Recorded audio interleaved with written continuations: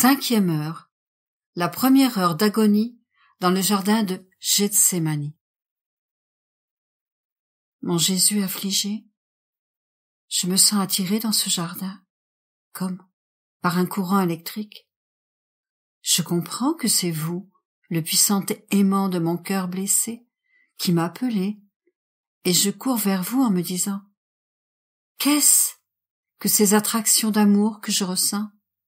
Ah, peut-être que mon Jésus persécuté souffre tellement qu'il éprouve le besoin de ma compagnie.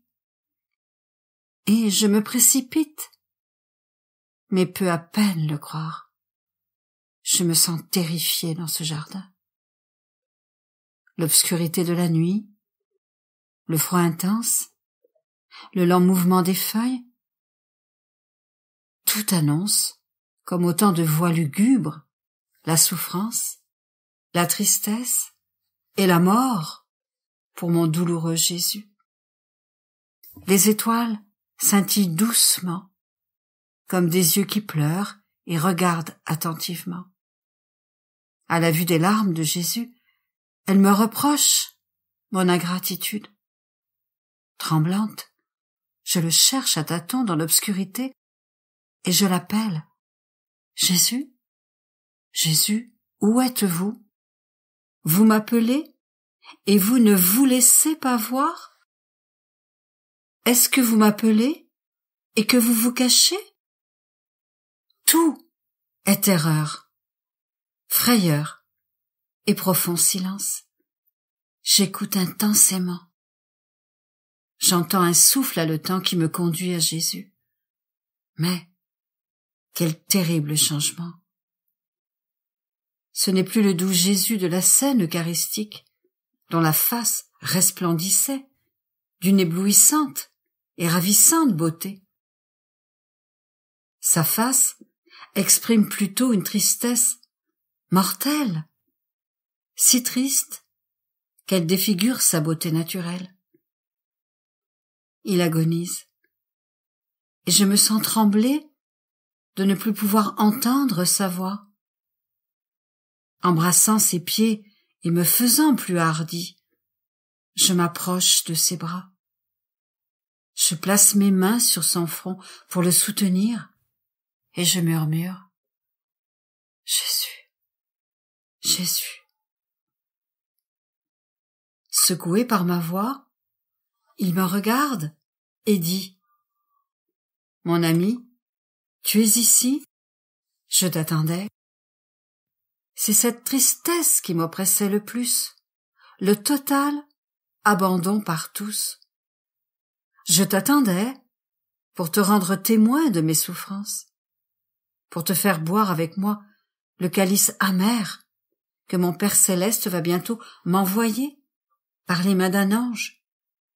Buvons-le ensemble, car ce ne sera pas un calice de réconfort, mais d'intenses souffrances. Je ressens le besoin qu'une âme aimante en boive au moins quelques gouttes.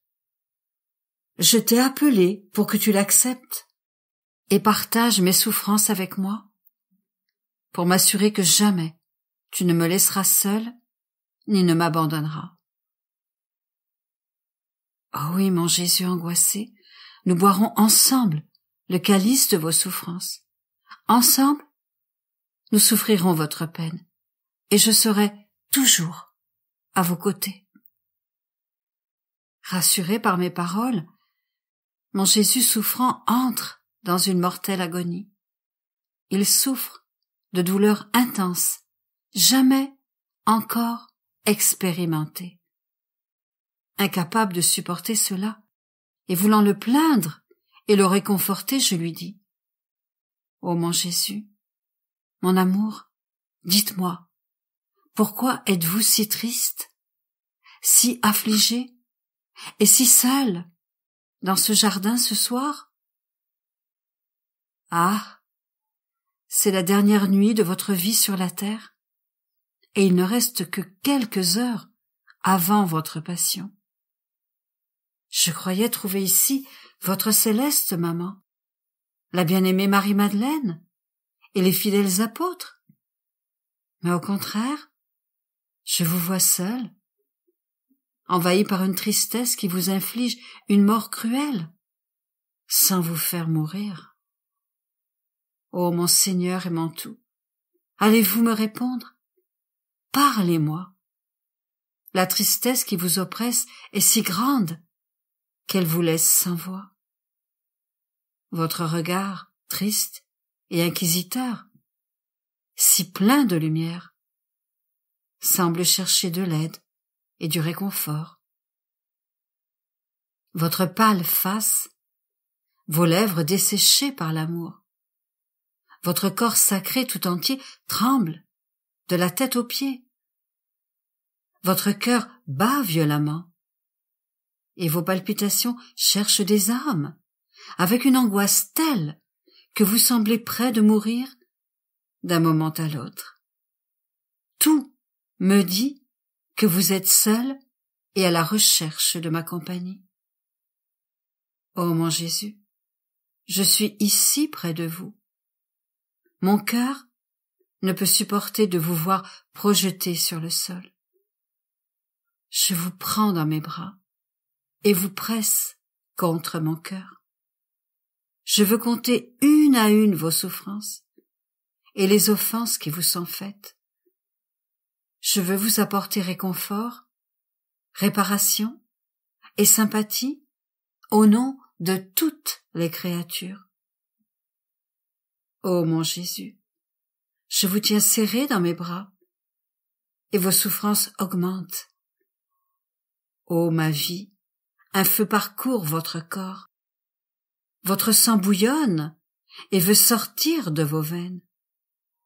Dites-moi, mon amour, que se passe-t-il?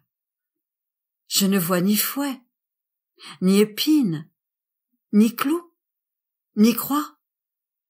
Cependant, alors que je repose ma tête sur votre cœur, je sens de douloureuses épines qui le percent. Je sens de cruels fouets qui n'épargnent aucune partie de votre humanité sacrée, ni en dedans, ni au dehors. Je vois vos mains contractées et contorsionnées, pire que si elles étaient clouées. Dites-moi, mon doux Seigneur, qui possède un tel pouvoir de vous tourmenter même intérieurement et de vous faire mourir autant de morts que de tourments qu'on vous donne?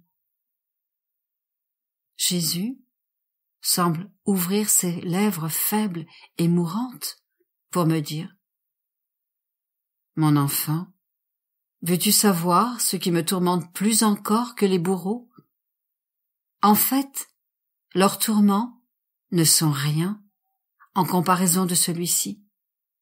C'est l'amour éternel qui veut être premier en tout. Il veut me faire souffrir en une fois et dans mes fibres les plus intimes ce que les bourreaux me feront souffrir peu à peu. Ah, mon enfant, c'est l'amour qui prévaut totalement sur moi et en moi. L'amour est pour moi un clou. L'amour est pour moi un fouet. L'amour est pour moi une couronne d'épines. L'amour est tout pour moi. L'amour est ma passion éternelle, alors que ce que je souffre dans mon humanité n'est que temporel. Ah, mon enfant, entre dans mon cœur. Perds-toi dans mon amour. Ce n'est que dans mon amour que tu comprendras combien j'ai souffert et combien je t'ai aimé. Ce n'est que dans mon amour que tu apprendras à m'aimer et à souffrir uniquement par amour. Ô mon Jésus, j'entre en votre cœur, puisque vous m'y appelez pour voir ce que l'amour vous fait souffrir. Mais que vois-je? Je vois l'amour couronnant merveilleusement votre tête, non avec des épines matérielles, mais avec des épines de feu. Je vois que l'amour vous fouette, non avec des cordes, mais avec des fouets de feu. Je vois que l'amour perce vos mains, non avec des clous de fer, mais avec des clous de feu. Tout est feu. Le feu pénètre jusqu'à la moelle de vos os, transformant votre sainte humanité tout entière en feu. L'amour vous inflige des douleurs mortelles, dépassant celles de la passion elle-même. Elle forme un bain d'amour pour toutes les âmes qui cherchent à être purifiées de toute souillure et qui veulent acquérir les droits des enfants de l'amour.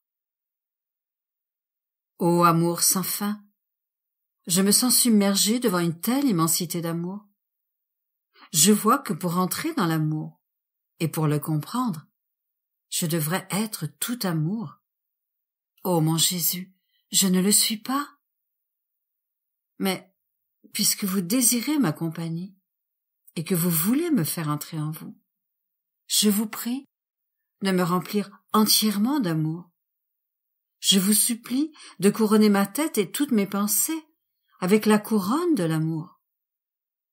Ô Jésus, je vous prie de fouetter avec le fouet de l'amour mon âme, mon corps, mes facultés, mes sentiments, mes désirs et mes affections, tout. Que mon être tout entier demeure flagellé et scellé par l'amour. Ô amour infini, permettez qu'il ne reste rien en moi qui ne tire sa vie de l'amour. Ô Jésus, centre de tout amour, je vous prie de clouer mes mains et mes pieds avec les clous de l'amour, afin d'être entièrement transpercé par l'amour, et que je puisse devenir amour, comprendre l'amour, être vêtu et nourri d'amour. Ô Jésus, que l'amour me garde entièrement cloué en vous, afin que rien en moi, ou au dehors de moi, ne puisse oser me séparer ou me distraire de l'amour. Réflexion pour 21 heures. En cette heure voulue par son Père éternel, Jésus est parvenu à un torrent d'amour passionnel propre à détruire tous les péchés existants, et même tous les péchés possibles ou imaginables. Il était capable d'enflammer de son amour toutes les créatures, et même des millions et des millions de mondes, ainsi que tous les réprouvés de l'enfer, s'ils n'étaient pas éternellement fixés dans leur perversité. J'entre en Jésus, et après avoir pénétré les fibres les plus intimes de son être, ses mouvements enflammés, son intelligence qui était comme en feu, je prends cet amour, ce feu qui consumait Jésus, et je m'en revêts intérieurement et extérieurement. Puis, en le quittant pour me déverser tout entière dans sa volonté, je découvre toutes les créatures, presque une à une. Je leur donne l'amour de Jésus, renouvelant leur cœur et leur esprit. Et, avec cet amour, je m'efforce de transformer chaque créature en amour.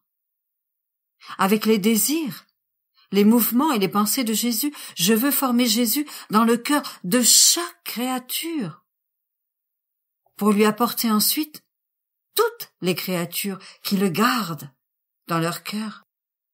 Je veux les placer autour de lui en disant « Ô Jésus, je vous apporte toutes les créatures, avec Jésus en chaque cœur, pour votre consolation et votre réconfort.